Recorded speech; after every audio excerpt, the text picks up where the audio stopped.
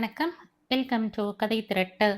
இந்த வீடியோவில் நம்ம என்ன கதை கேட்க போகிறோம்னா, எழுத்தாளர் ஸ்டெல்லா ப்ரூஸ் அவர்கள் எழுதிய வெகு தூரத்தில் மனம் கதையின் 7வது பகுதி. நம்ம சேனலை இது வரைக்கும் சப்ஸ்கிரைப் பண்ணாதவங்க சப்ஸ்கிரைப் பண்ணுங்க. பக்கத்தில் இருக்கிற பெல் ஐக்கானை கிளிக் பண்ணி ஆல்ங்கிற ஆப்ஷனை ப்ரெஸ் பண்ணுங்க. ஸோ தட் நான் போடுற கதைகளை உடனுக்குடனே நீங்கள் கேட்கலாம். வாங்க கதைக்குள்ளே போகலாம். காதம்பரியும் காளிதாசும் மௌனமாக இருந்தார்கள். அத்த, இனிமே இவரும் இங்க நம்ம வீட்ல தான் இருப்பார் என்றாள் காதம்பரி சிறிது நேரம் கழித்து. சரி என்று சொல்ல பத்மாவதிக்கு தயக்கமாக இருந்தது. அவர்கள் இருவரின் உறவு முறை பற்றி அவளுக்கு எந்த கேள்விக்குறியும் இல்லை. இதுவரை தகப்பன் என்ற ஸ்தானத்தில் ராஜரத்தினம் இருந்ததால் காதம்பரியின் எல்லா நடவடிக்கைகளுக்கும் அவரே பொறுப்பாக இருந்ததில் யாரும் எதுவும் பேசவோ கேட்கவோ முடியாமல் இருந்தது. இனி நிலைமை வேறு. நெருங்கிய கார்டியன் என்பதால் காதம்பரியின் எந்த செயலுக்கும் பொறுப்பேற்று பதில் சொல்ல வேண்டியது தான் தான் என்ற நிலை ஏற்பட்டிருப்பதை பத்மாவதி மனதுக்குள் கவனப்படுத்தி கொண்டாள்.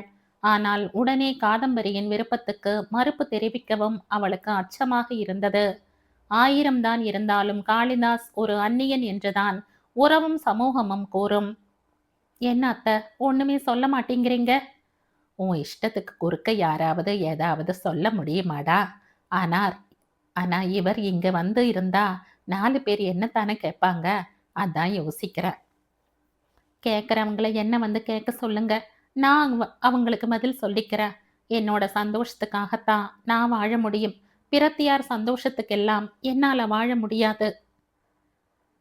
காளிதாசுக்கு மனதுக்குள் வியப்பாக இருந்தது.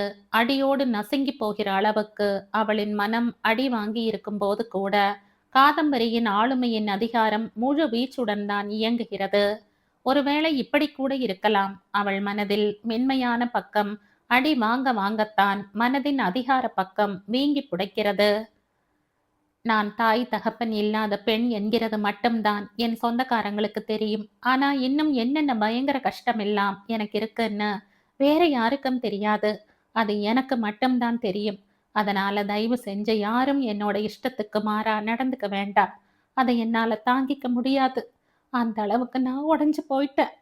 கண்ணில் துளிர்த்த நீரை காதம்பரி துடைத்து கொண்டது போலவே காளிதாசும் தன்னுடைய கண்களை துடைத்து கொண்டான். சில வினாடிகளுக்கு காதம்பரியின் மனம் அம்பின் முனை என வெகு தூரத்துக்கு பின்னோக்கி சூட்சமமாக விரைந்து சுழன்று மீண்டது. அப்போது சாவித்ரி வீட்டுக்கு செய்தியை சொல்ல போன சிப்பந்தி திரும்பி வந்தார். சொல்லிட்டீங்களா? அந்த பொண்ணு இருந்ததா வீட்ல? காளிதாஸ் கேட்டான். இல்ல சார், அந்த பொண்ணோட அப்பா தான் இருந்தார். அந்த பொண்ணை நேத்துல இருந்து காணோமாம். சார், நம்ம காதம்பரியை பார்த்து கேட்கறதுக்காக அந்த பொண்ணோட அண்ணன் கிளம்பிக்கிட்டு இருந்தார். சரியா நானும் அங்க போய் சேர்ந்தேன். காளிதாஸ் திகைப்புடன் காதம்பரியை பார்த்தான். அவளின் உதடுகளில் ஒரு சோக புன்னகை நெளிந்தது. காணோமா சாவித்திரியே? வெல், அன்னைக்கு சொன்ன மாதிரியே டில்லிக்கு ஓடிட்டா போல. ஓடட்டும், நல்லா ஓடட்டும். அப்பதான் குழந்தைகளை கொடுமைப்படுத்துற தகப்பன்களுக்கெல்லாம் புத்தி வரும். ஆனா காளிதாஸ், சாவித்திரி நம்பி போறவனும் அவளை ஏமாத்தி நடுவு தெருவுல நிற்க வச்சிடக்கூடாது. அதான் என்னோட ஒரே பயம். சாவித்திரிக்கு நல்லதே நடக்கும் காதம்பரி, பயப்படாதீங்க. தனக்கு வேண்டிய சில பொருட்களை சேகரித்து போவதற்காக காளிதாஸ் தன்னுடைய வீட்டுக்கு 1 வாரம் கழித்து வந்திருந்தான். அவங்க வீட்டிலேயே போய் இருக்கிறதெல்லாம் வேண்டாம் சாமி. பெரிய பணக்காரங்க வீட்டு விவகாரம். பின்னாடி ஏதாவது பொல்லாப்பாயிடும். சொன்னா கேளு என்றாள் அவனுடைய அம்மா. இல்லம்மா, இந்த நிமிஷம் அந்த பொண்ணோட வாழ்க்கை தான் எனக்கு முக்கியம். இப்ப நான் அவ இஷ்டப்படி நடக்கலனா அவளுக்கு என்ன ஆகும்னு என்னாலேயே சொல்ல முடியாது. அப்பா செத்து போனதையே அந்த பொண்ணு தாங்கி நின்னுருக்கே. என்னத்தான் இறுக்கி பிடிச்சுக்கிட்டு நிக்குதுமா. நான் மட்டும் இல்லைன்னா இந்நேரம் தூள் தூளாய் நொறுங்கி விழுந்திருக்கும். எத்தனை நாள் தான் நீ தாங்கி நிப்ப சாமி? யாரையாவது அது கல்யாணம் செய்துக்கிற நிலைமை வர வர வை- வர வரைக்கும் அவ அப்பாவாலேயே அவளுக்கு கல்யாணம் செஞ்சு வைக்க முடியலையேப்பா. இப்ப நிலைமை வேறம்மா. அப்பா இல்லாம இந்த உலகத்துல வாழ முடியுங்கிற நம்பிக்கை இன்னைக்கு அவளுக்கு வந்திருக்கிற மாதிரி ஒருத்தனை கல்யாணம் பண்ணிக்க முடியுங்கிற நம்பிக்கையும் ஒரு நாள் கண்டிப்பா வரும். அது வந்தாச்சுன்னா அந்த வீட்டுல எனக்கு ஒரு நிமிஷம் கூட வேலை கிடையாது.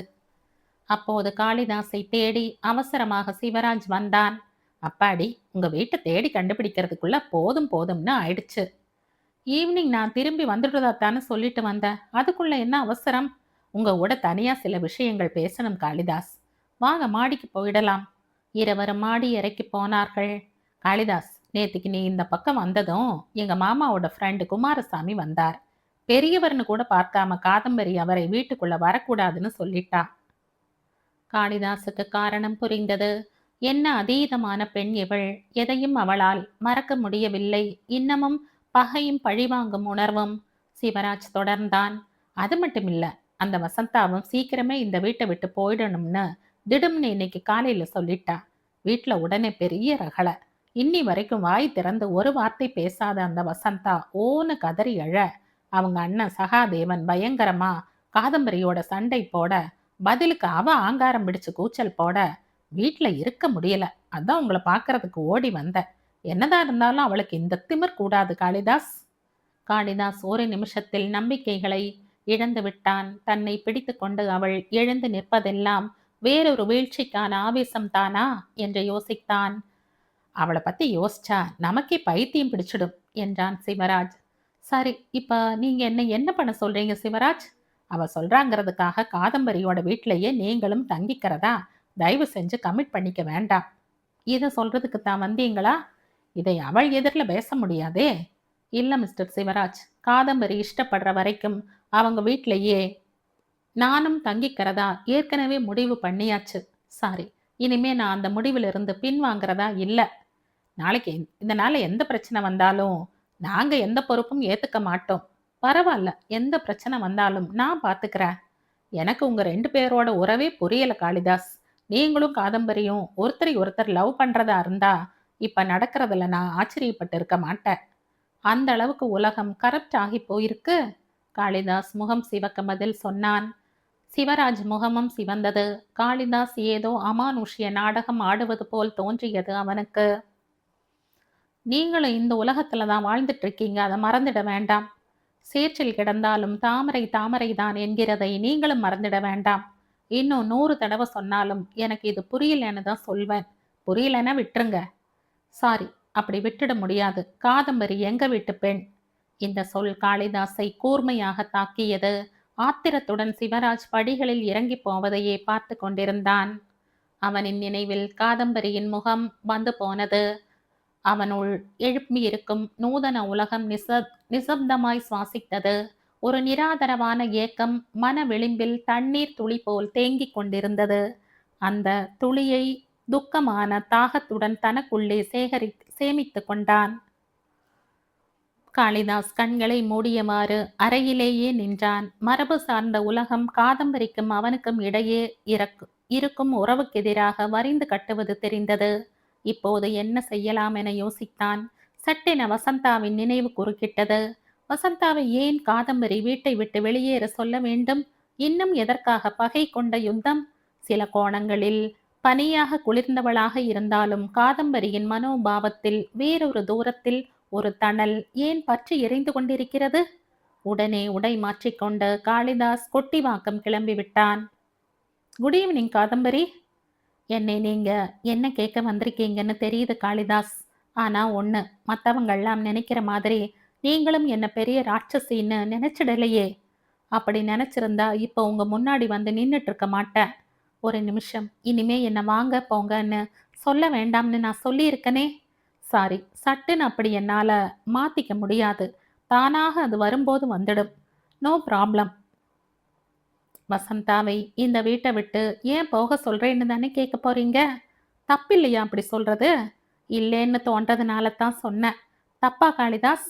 மனிதாபிமான அடிப்படையில பார்த்தா தப்புதாம்மா. இந்த நிமிஷமே அந்த அம்மாவை வீட்டை விட்டு வெளியேறிடணும்னு நான் சொன்னா அது மனிதாபிமானம் இல்லாத விஷயம். நான் அப்படி அவங்கள உடனே போக சொல்லலையே. இன்னைக்கு போயிடணும்னு சொன்னா என்ன, இல்ல இன்னும் 4 மாசம் கழிச்சு போயிடணும்னு சொன்னா என்ன? அப்படி இல்லைங்க காளிதாஸ். இனிமே இந்த வீட்ல இருந்து அவங்க என்ன பண்ண போறாங்கிறது தான் என்னோட கேள்வி. அது அவங்க தான் யோசிக்கணும். இது என்னோட வீடுங்கிறத மறந்துட்டு பேசுறீங்க நீங்க. வசந்தா உங்க அப்பாவோட மனைவிங்கிறதை நீங்க தான் மறந்து போய் பேசுறீங்க. 3 மாசம் மனைவி. 3 நாள் வாழ்ந்தாலும் மனைவிதான்.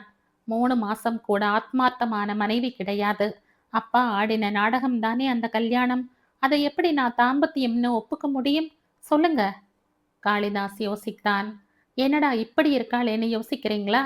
இல்ல, ஏன் இப்படி இருக்கீங்கன்னு யோசிக்கிறேன். சட்டென காதம்பரியின் மனம் பின்னோக்கி வெகு தூரம் சூட்சமமாக சுழன்று சென்று மீண்டது. பாம்பின் சீற்றம் போல் அவளிடமிருந்து வெப்பம் மிகுந்த மூச்சு வெளிப்பட்டது. அத நான் சொல்ல வேண்டிய நாள் நெருங்கிடுச்சு காளிதாஸ். நிஜமா நெருங்கிடுச்சு. ஆனா அத நான் சொல்றதுக்கு முன்னாடி என்ன சுத்தி சில விஷயங்கள் தெளிவாக வேண்டியிருக்கு. அதனால இன்னும் கொஞ்ச நாளைக்கு நான் என்ன சொன்னாலும் விளையாட்டுக்கு கூட மாட்டேன்னு சொல்லிடாதீங்க. தயவு செஞ்சு என் இஷ்டப்படியே நடந்துக்கங்க. காளிதாஸ் மௌனமாக நின்றான். நான் யாரையாவது கல்யாணம் பண்ணிக்கணும் என்கிறதுக்காகத்தானே அப்பா வசந்தாவை கல்யாணம் செய்தாங்க. ஆமா, அப்பா ஆசைப்பட்ட அந்த காரியத்தை நான் செய்ய வேண்டாமா? பளிச்சென்ற முகத்தில் பன்னீர் தெளித்தாற்போல் இருந்தது காளிதாசுக்கு. அவனுடைய கண்களும் காதம்பரியின் கண்களும் மின்னலென சந்தித்துக் கொண்டன. நிஜமாவா சொல்றீங்க காதம்பரி? எங்க அப்பா மேல சத்தியமா சொல்றேன். நிஜமாவே என்னோட சந்தோஷத்தை காட்டுறதுக்கு வார்த்தைகள் கிடையாது காதம்பரி. அப்பா, உங்க அப்பா இறந்து போனதும் நான் எப்படி பயந்து போனேன் தெரியுமா? எதுக்கு பயம்? நீங்க எப்படி அதை தாங்கிக்க போறீங்கன்னு தான். தூள் தூளா உடைஞ்சு நொறுங்கி போயிடுவீங்கன்னு எதிர்பார்த்தேன். ஜம்முன்னு எழுந்து நின்னுட்டேன் இல்ல? காதம்பரி பெருமிதத்துடன் கேட்டாள். எப்படி உங்களால இப்படி எழுந்து நிற்க முடிஞ்சது? இதுக்கு பதிலா நீங்க ஒரு சமயம் ஜே கிருஷ்ணமூர்த்தி சொன்ன ஒரு அற்புதமான வரியைத்தான் சொல்லணும். எந்த வரி? Water cannot find what water is. இப்படியெல்லாம் பேசுற அருமையான பெண் வசந்தாவை இந்த வீட்டை விட்டு வெளியேற சொல்றது அவசியம் தானா? என்ன பண்றது? அந்த பெண்ணுக்கு சில பலவீனங்களும் இருக்கே. மாத்திக்க முடியாதபடி சில பிரச்சனைகள் இருக்கு அந்த பெண்ணுக்கு. பிரச்சனை என்னன்னு தெரிஞ்சா உதவி பண்ணலாமே. வசந்தாவை இந்த வீட்டை விட்டு அப்புறப்படுத்துறதும் ஒரு உதவிதான். அவங்கள நான் ஒன்றும் சும்மா அப்புறப்படுத்தலை. எங்க அப்பாவோட பணத்தை 3 பாகமா பிரிச்சு அதுல ஒரு பங்கை அவங்க கிட்ட கொடுத்து தான் அப்புறப்படுத்த சொல்றேன். உடனே வசந்தா இந்த வீட்டை விட்டு வெளியேறிடணும்னு சொல்றீங்களா? அப்பதான் என்னோட கல்யாணம் நடக்கிறத பத்தி சீக்கிரமா நான் நடவடிக்கை எடுக்க முடியும். என்னோட வீட்டுக்குள்ள எனக்கு பிடிக்காத ஒருத்தர் என் கண் முன்னாடி நடமாடுறது கூட என்னால தாங்கிக்க முடியாது. கல்யாணம் செய்துகிட்டா வாழ்க்கை எனக்கு முழுக்க முழுக்க இனிமையா இருக்கணும். வசந்தா இந்த வீட்டுல இருக்கிற வரைக்கும் அந்த இனிமை எனக்கு கிடைக்காது. இப்ப நான் என்ன செய்யணும்? காளிதாஸ் பெருமூச்சு விட்டபடி கேட்டான். ஏன் சார்பா பேசி எப்படியாவது அவங்கள இந்த வீட்டை விட்டு அனுப்பிடணும். முயன்று பார்க்கறேன். ஆனா வற்புறுத்த மாட்டேன். இன்னொரு விஷயம் காளிதாஸ். சொல்லுங்க. உங்களையும் எங்க வீட்ல வந்து இருக்க சொன்னேன். அதை கொஞ்ச நாளைக்கு ஒத்தி போடலாம்னு பார்க்கறேன். காளிதாசுக்கு கொஞ்சம் ஏமாற்றமாகவும் ஆச்சரியமாகவும் இருந்தது. என்னம்மா திடீர்னு திட்டத்தை மாத்திட்டீங்க? என்றான். எங்க உறவுக்காரங்க எல்லாரும் அதுக்கு ரொம்ப ஷார்ப்பா ரியாக்ட் பண்றாங்க. அதனால கொஞ்ச நாளைக்கு நீங்க உங்க வீட்லயே இருங்க. எப்ப நீங்க இங்க வந்துடலாம்னு எனக்கு தோணுதோ அப்ப கூப்பிடுறேன். வந்துடுங்க. ஏன்னா என்னோட வாழ்க்கையில ஒரு அபூர்வமான பங்கு உங்களுக்கு இருக்கு. சரியா? காதம்பரி சொன்னா சரிதான்.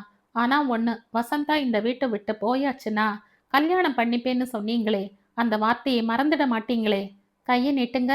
காளிதாஸ் கையை நீட்டினான். காதம்பரி அவனுடைய கை மேல் தன் கையை வைத்து சொன்னாள். சத்தியமா சொன்ன வார்த்தை அது. அதை மறக்கவும் மாட்டேன். ஒரு எழுத்தை கூட மாற்றவும் மாட்டேன். போதுமா? போதும். காதம்பரி காளிதாசின் கையை உரிமையோடும் அன்போடும் இறுக பிடித்து கொண்டாள். தனது வீட்டின் மாடி அறையில் சிந்தனையில் ஆழ்ந்தபடி காளிதாஸ் படுத்திருந்தான். காதம்பரி திருமணம் செய்து கொள்ளும் மனமாற்றத்துக்கு ஆளாகி இருக்கிறாள் என்பதை முழுமையாக அவனால் எதிர்பார்க்க முடியவில்லை. தன் அப்பாவை தவிர வேறு எந்த ஆடவனோடும் சேர்ந்து வாழ்வதென்பது தன்னால் முடியவே முடியாத காரியம் என்பதை மிக கவனமாக மனதில் உறைய வைத்திருக்கும் காதம்பரியின் அந்த சிலிர்ப்பே எப்படி திடீரென கரைந்து போகும்? இந்த கேள்விக்கு துல்லியமான பதில் தெரியாவிட்டாலும் கூட அவள் வாசித்துக் கொண்டிருக்கிற காதம்பரி என்ற நாவலின் இறுதி அத்தியாயங்களை காண இருப்பது போன்ற ஆவல் மனதில் அரும்பி நின்றது. நாவல் நூதனமானதோ இல்லையோ, காதம்பரி என்ற கதாபாத்திரம் மிக மிக நூதனமானது. மனக்கண்ணில் காதம்பரியை கொண்டு வந்தான் காளிதாஸ். அவளில் ஒரு இறுகிய முடிச்சு நெகிழ்ந்து கொண்டிருப்பது தெரிந்தது. அது விரைவில் காட்சியாக இருப்பதை அவனால் யூகிக்க முடிந்தது.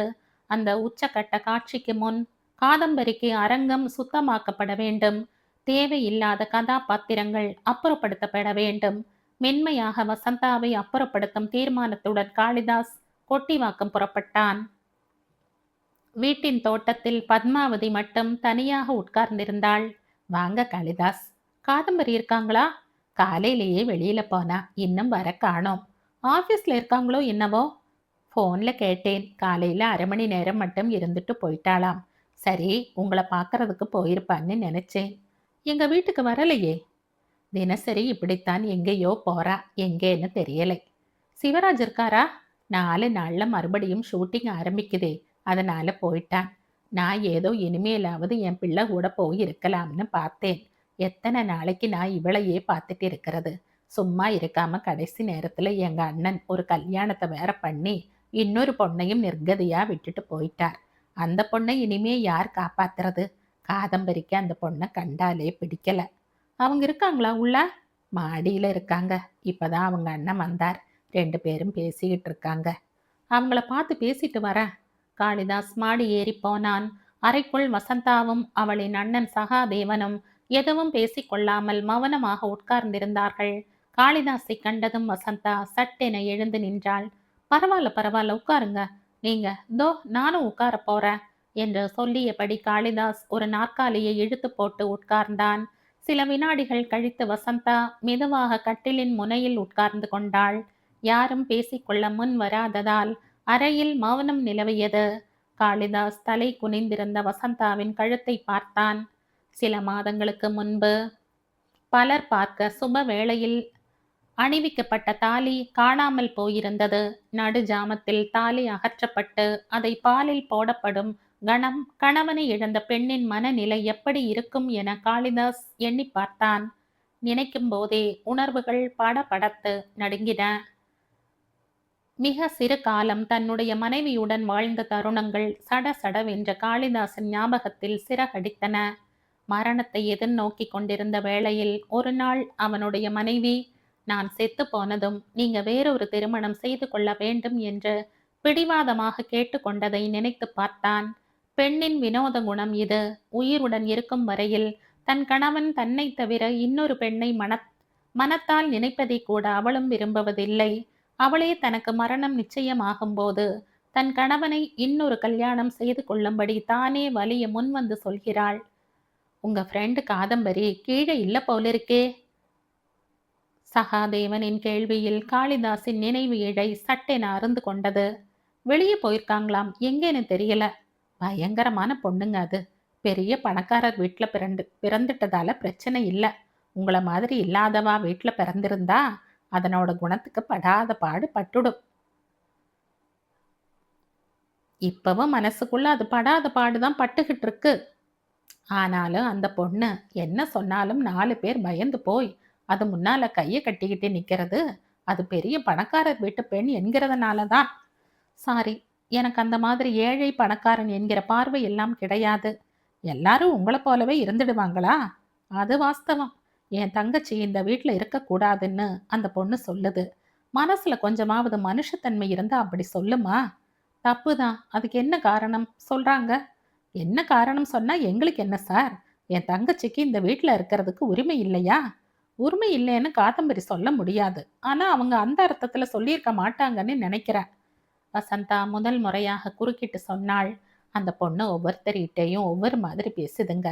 படிச்ச பொண்ணாச்சே, நல்லா வக்கணையா பேசுது என்று சகாதேவன் இகழ்ச்சியுடன் சொன்னான்.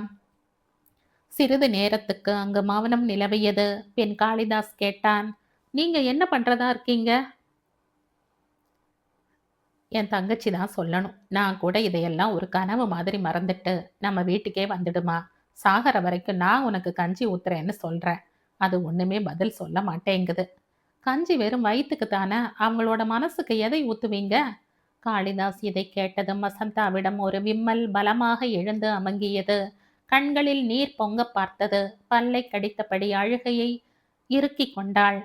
நானும் அண்ணங்கிட்ட அதை தாங்க சொல்றேன். உரிமையோ பணமோ கேட்டு நான் இந்த வீட்டுல இருக்கணும்னு சொல்லல.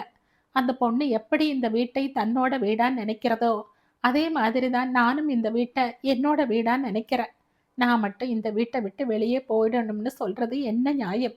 நீங்க சொல்லுங்க. இந்த வீட்டை விட்டு எங்க போவேன் நான்? அதுக்காக வேண்டாத விருந்தாளி மாதிரி எத்தனை நாளுமா இந்த வீட்டில் இருப்ப? சகாதேவன் கேட்டான். செத்தாவது போவனே தவிர இந்த வீட்டை விட்டு வெளியேற மாட்டேன் அண்ணா.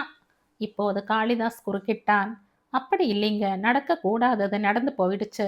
அதுக்காக கொஞ்சம் கூட மனசால உறவே இல்லாத ஒரு பெண் கூட நீங்க இந்த வீட்டில் இருக்கிறதை விட உங்க அண்ணன் வீட்டில் போய் அவரோட குழந்தைகளோட இருந்தா கொஞ்சம் நிம்மதியாகவும் ஆறுதலாகவும் இருக்கும். நல்லா யோசிச்சு பாருங்க. வசந்தா பதில் சொல்லவில்லை என்றாலும் அவளின் உள்மனம் எதையோ சொல்ல முடியாமல் தவிப்பது தெரிந்தது. உங்க மனசுல எது இருந்தாலும் பரவாயில்ல, வெளிப்படையா சொல்லுங்க. எங்க போனாலும் எனக்கு இனிமே நிம்மதி வராதுங்க. நிம்மதிக்காக இந்த வீட்ல நான் இருக்க போறேன்னு சொல்லல. மறுபடியும் எங்க அண்ணன் வீட்டுக்கு போய் அங்கெல்லாம் குடித்தனம் இருக்கிறவங்க முகத்துல என்னால இனிமே முழிக்கவே முடியாது. சட்டென காளிதாசுக்கு வசந்தாவின் ஒரு அந்தரங்க இழை பிடிபட்டது. சில நிமிடங்கள் முகத்தை மூடியபடி வசந்தா அழுதாள்.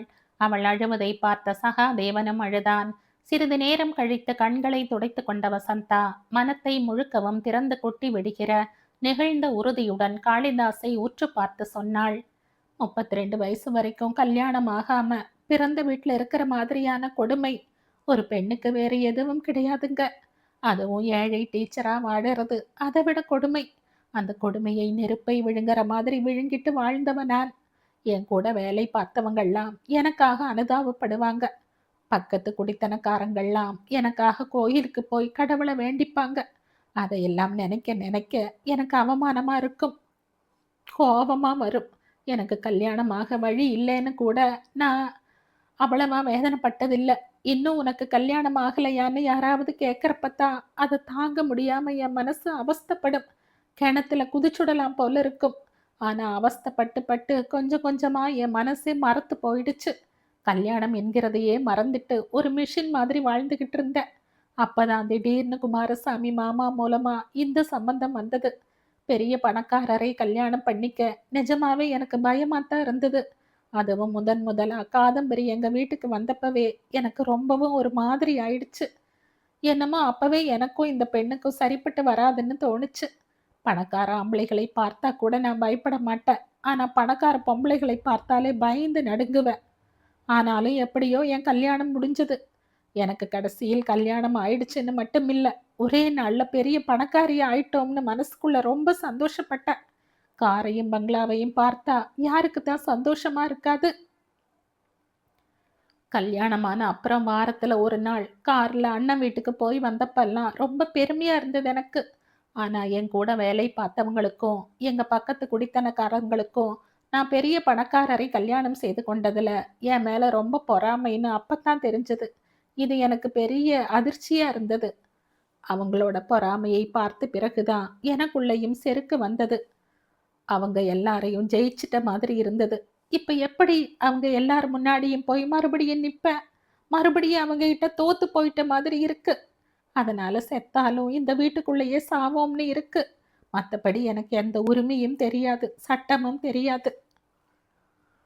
ஒரு பொம்பளையோட உண்மையான சொத்து அவளோட புருஷன்தான். புருஷன் இருந்தாத்தான் மற்ற சொத்துக்களுக்கு மதிப்பு இருக்கும். இப்ப எத்தனை சொத்தும் சுகமும் இருந்து எனக்கு என்ன மதிப்பு இருக்கு? அந்த மதிப்பு இல்லாமத்தான் அவங்களுக்கும் பிறந்த பொண்ணே என்னை வீட்டை விட்டு போக சொல்லுது. இந்த பெண்ணே இப்படி இருந்தா மத்தவங்க எப்படி இருப்பாங்கன்னு தெரியாதா? இப்ப சொல்லுங்க நீங்க. நான் எப்படி மறுபடியும் பிச்சைக்கார கோலத்துல எங்க அண்ணன் வீட்டுல போய் கிடக்க முடியும்? வசந்தாவின் கண்களில் இருந்து நீர் வெள்ளமாக வடிந்தது. காளிதாஸ் சிரமப்பட்டு கண்ணீரை மறைத்து கொண்டான். எனக்கு கல்யாணம் ஆகாம இருந்தப்ப கூட மனசுல ஏதோ ஒரு மூலையில என்னைக்காவது எனக்கும் கல்யாணம் ஆகி ஒரு நல்ல வாழ்க்கை கிடைக்காம போகாது என்கிற நம்பிக்கை துளியூட்டி இருந்தது. ஆனா இப்ப எல்லாமே பாழா போயிடுச்சே. வசந்தா சொன்னது உண்மைதான். காளிதாஸ் நிசப்தமாக யோசித்துக் கொண்டே இருந்தான். ஒரு வெடி அவன் அறிவில் வெடித்தது. அவனுள் மௌனமான வெடிச்சரமாக அது வெடித்து கொண்டே இருந்ததில் வசந்தாவின் வாழ்க்கை ஏன் பாழாக வேண்டும்? இல்லை, இல்லவே இல்லை. பாழாகிவிட்டதாக நினைக்க தேவையில்லை என்ற பதில் ஊற்று நீராக பீரிட்டடித்தது. அந்த கருணை ஊற்றின் கசிவில் காளிதாஸ் தானே காளிதாசே உணர்வுகள் குளிர்ந்து கண்களை மூடிக்கொண்டான். பல நிமிஷங்கள் கழித்து கண்களை திறந்தான். வசந்தா, கருணையுடன் மெல்லிய குரலில் அழைத்தான். சட்டென அச்சூழலில் புதியதோர் அருளின் விகசிப்பை உணர்ந்த வசந்தாவும் சகாதேவனும் காளிதாசின் முகத்தை ஏறிட்டு பார்த்தார்கள். வாழ்க்கை நிரந்தரமா பாழாகி விட்டதுன்னு ஏன் சொல்றீங்க? இதற்கு பதில் சொல்லாமல் வசந்தா காளிதாசையே பார்த்தாள். நான் சொல்றேன், ஒரு விபத்துல பட்ட காயத்தினால அப்படி தோணுது. வசந்தா திகைப்புடன் விழித்தாள். அந்த காயத்தை குணப்படுத்த மருந்தே இல்லையா என்ன? என்ன சொல்றீங்க காளிதாஸ்? சகாதேவன் அதிர்ச்சியுடன் கேட்டான். காளிதாஸ் உறுதியுடன் வசந்தாவை பார்த்தவாறே பதில் சொன்னான். உங்க தங்கச்சி வசந்தாவை கல்யாணம் செய்துகிட்டு நான் அவங்களுக்கு வாழ்க்கை தரேன். நான் அவங்கள காப்பாத்துறேன். மிக புதிய அனுமன் தன் நெஞ்சை கிழித்து மிக புதிய ராமச்சந்திர மூர்த்தியை தரிசனம் காட்டுகிறார் போன்ற திக் பிரமையில் திகைத்து நின்று விட்டாள் வசந்தா. அவளுள் பல நீர் ஊற்றுக்கள் கண் திறந்தன. புது வெள்ளம் கண்டவர்களாக மூவருமே பிரமித்து நின்றார்கள். காளிதாஸ் பின் சொன்னான், ராஜரத்னம் இறந்து ஒரே ஒரு மாசத்துல நான் இப்படி கேட்டுட்டேன்னு பதறிடாதீங்க சகாதேவன். கல்யாணம் என்கிற வைபவத்தை நாம உடனே நடத்திட வேண்டாம். அத வசந்தா மட்டும் இல்ல, அவங்க நிலையில இருக்கிற எந்த பெண்ணாலையுமே நினைச்சு பார்க்கவோ தாங்கிக்கவோ முடியாது. ஆனா கல்யாண நம்பிக்கையை இந்த நிமிஷமே இவங்களோட மனசுல விதைச்சுடுவோம். அந்த நம்பிக்கை இவங்களோட மனசுல முதல்ல நல்லா முளைச்சு வளரட்டும். மற்ற விஷயங்களை அப்புறம் பார்த்துப்போம். புடவை தலைப்பால் வாயை இறுக மூடியும் வசந்தாவிடம் எழுந்த உரத்த விம்மல் காளிதாசை குலுக்கியது. சாரி, நான் எதுவும் அபச்சாரமாகவோ அவசரப்பட்டோ பேசுறதா நினைச்சுட வேண்டாம். நிஜமாகவே வசந்தாவுக்கு நான் வாழ்க்கை தர்றதுக்கு விரும்புறேன். தயவு பண்ணி வேற மாதிரி எதுவும் நினைச்சுட வேண்டாம். உணர்வு மேலிட்டு சகாதேவன் காளிதாசின் கைகளை இறுக பிடித்து கொண்டான். எத்தனை கட்டுப்படுத்தியும் அவனின் கைகள் வெட வெடவென்று நடுங்கின. கண்களில் நீர் நிறைந்தது. உணர்ச்சி வசப்படாதீங்க சகாதேவன். உங்க தங்கையை பயப்படாம, எதை பத்தியும் கொஞ்சமும் தயங்காம கல்யாணத்துக்கு ஒப்புக்கு சொல்லுங்க. நாளைக்கே நீங்க எங்க வீட்டுக்கு வாங்க. எங்க அம்மாவையும் இது விஷயமா உங்ககிட்ட உறுதி சொல்றேன். ஒரு வருஷம் கழிச்சு சிம்பிளா கல்யாணத்தை வச்சுப்போம். அது வரைக்கும் வசந்தா உங்க வீட்டிலேயே இருக்கட்டும். என்ன சொல்றீங்க?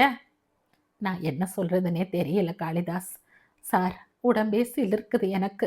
ஏதோ கனவு காண்ற மாதிரி இருக்கு. என்ன சொல்றோம்னு உணர்ந்து தான் சொல்றீங்களா? நல்லா உணர்ந்து தான் சொல்றேன். உங்க தங்கையை நான் கல்யாணம் பண்ணிக்கிறேன். சகாதேவனின் கூப்பிய கரங்கள் அவனின் சிரசுக்கு மேல் உயர்ந்தன.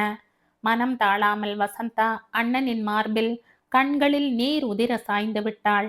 சகாதேவன் ஆதரவுடன் அவளின் முதுகை தடவி கொடுத்து கொண்டிருந்தான். கண்ணீரை துடைத்து விட்டான். சற்று நேரத்துக்கு யாருமே பேசவில்லை. பின் காளிதாஸ் கேட்டான், சகாதேவன், உங்க தங்கையோட மௌனத்தை நான் சம்மதம்னு எடுத்துக்கலாமா? என்னம்மா சொல்ற நீ? சகாதேவன் கனிவுடன் கேட்டான். வசந்தா மௌனமாகவே நின்றாள். என்னம்மா சொல்லு.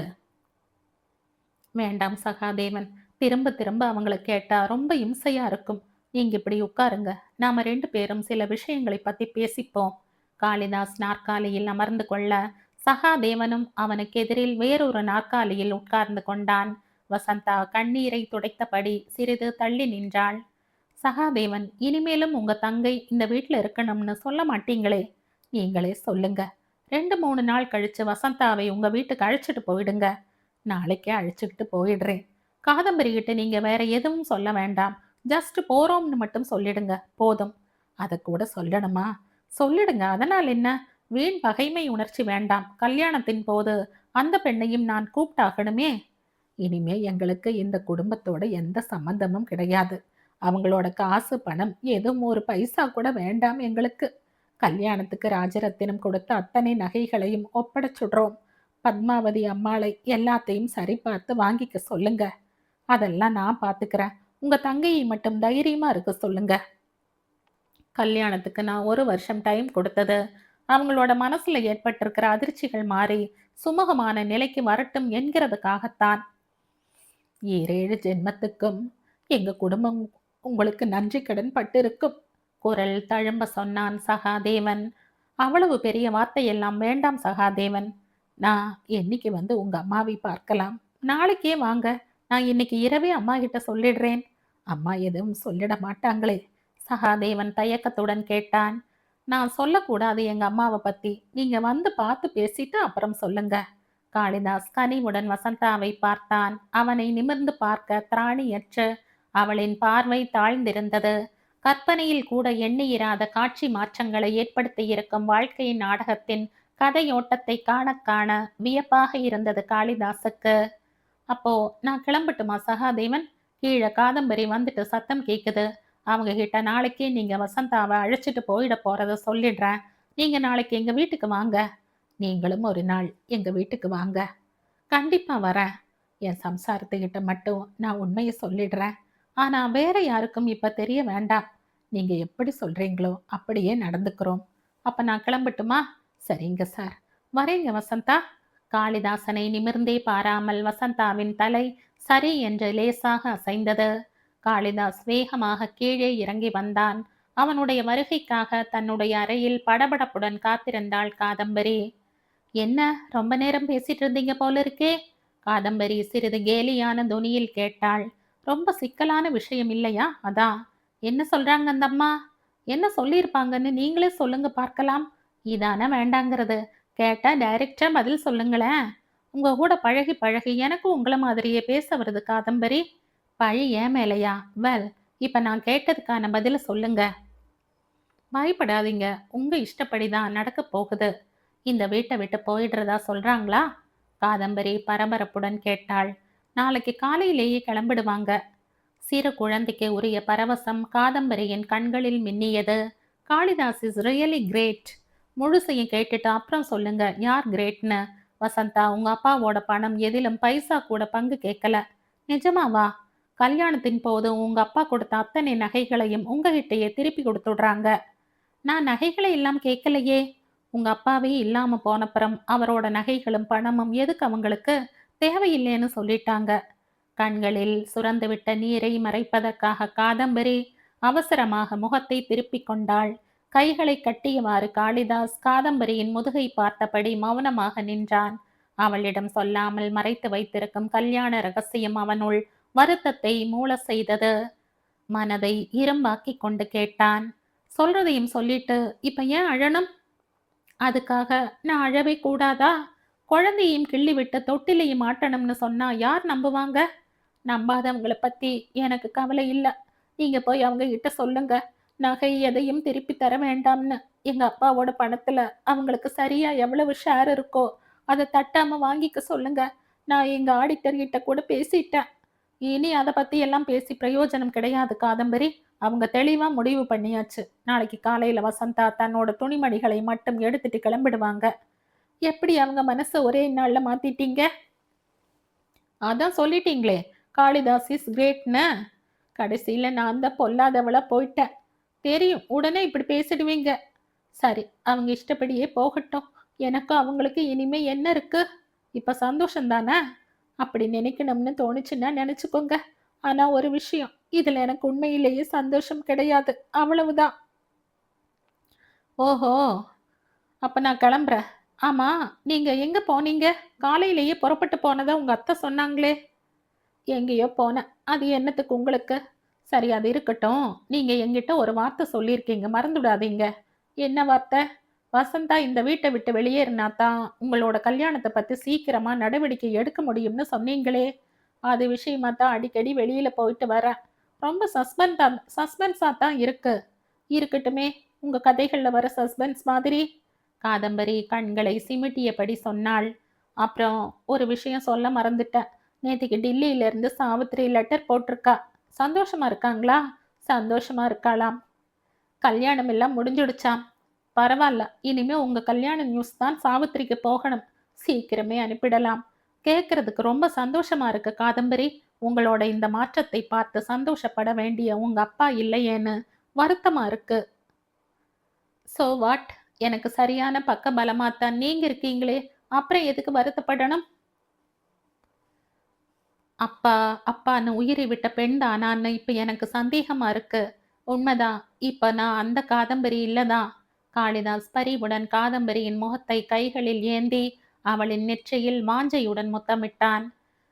காளிதாஸ், வர ஆகஸ்ட் 8ஆம் தேதி தானே உங்க பிறந்த நாள்? ஆமா.